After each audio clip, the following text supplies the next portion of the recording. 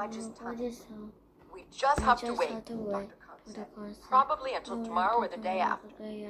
Fudge will have to spend the night here, but I don't think he's going to be swallowing anything that he isn't supposed to be swallowing from now on. How about Dribble? I asked. Will Dribble be all right?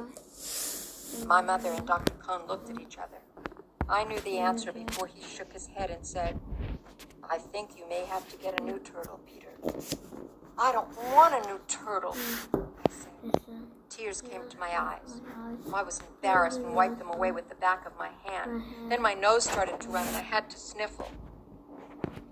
I want Dribble, I said. That's the only turtle I want. My mother took me home in a taxi.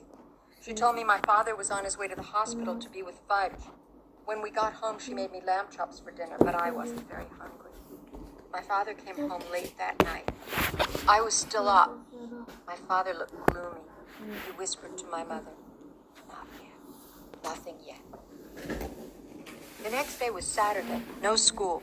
I spent the whole day in the hospital waiting room. There were plenty of people around, and magazines and books, too. It wasn't like the hard bench in the emergency hallway.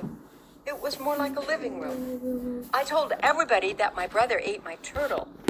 They looked at me kind of funny, but nobody ever said they were sorry to hear about my turtle. Never once. My mother joined me for supper in the hospital coffee shop. I ordered a hamburger, but I left most of it.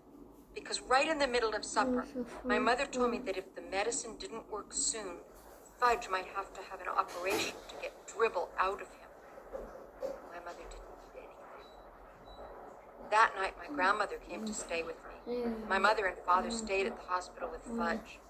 Things were pretty dreary at home. Every hour the phone rang. It was my mother calling from the hospital with a report. Not yet. I see, Grandma repeated. Nothing happening yet. I was miserable. I was lonely. Grandma didn't notice. I even missed Fudge banging his pots and pans together. In the middle of the night, the phone rang again. It woke me up and I crept out into the hallway to hear what was going on. Grandma shouted, Whoopee! It's out! Good news at last! She hung up and turned to me. The medicine has finally worked, Peter. All that castor oil and milk of magnesia and prune juice finally worked. The turtle is out. Alive or dead? I asked. Peter Warren Hatcher, what a question, Grandma shouted. So my brother no longer had a turtle inside of him, and I no longer had a turtle. I didn't like Fudge as much as I thought I did before the phone rang. The next morning, Fudge came home from the hospital. My father carried him into the apartment. My mother's arms were loaded with presents, all for Fudge. My mother put the presents down and kissed him. She said, Fudgy can have anything he wants, anything at all. Mommy's so happy her baby's all better. It was disgusting. Presents and kisses and attention for Fudge. I couldn't even look at him. He was having fun. He probably wasn't even sorry he ate my turtle. That night, my father came home with the biggest box of all. It wasn't wrapped up or anything, but I knew it was another present. I turned away from my father. Peter, he said, this box is a surprise for you. Well, I don't want another turtle, I said. Don't think you can make me feel better with another turtle, because you can't. Who said anything about a turtle, son? Dad asked. You see, Peter, your mother and I think you've been a good sport about the whole situation. After all, Dribble was your pet. I looked up.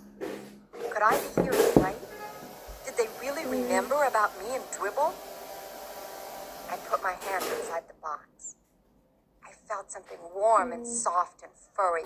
I knew it was a dog, but I pretended to be surprised when he jumped up on my lap and licked me. Fudge cried, Oh! Doggy. Doggy! See? Doggy! He ran right over and grabbed my dog's tail. Fudge, my father said, taking him away, this is your brother's dog. Maybe someday you'll have a dog of your own, but this one belongs to Peter. Do you understand? Fudge nodded. Peter's dog. That's right, my father said. Peter's dog.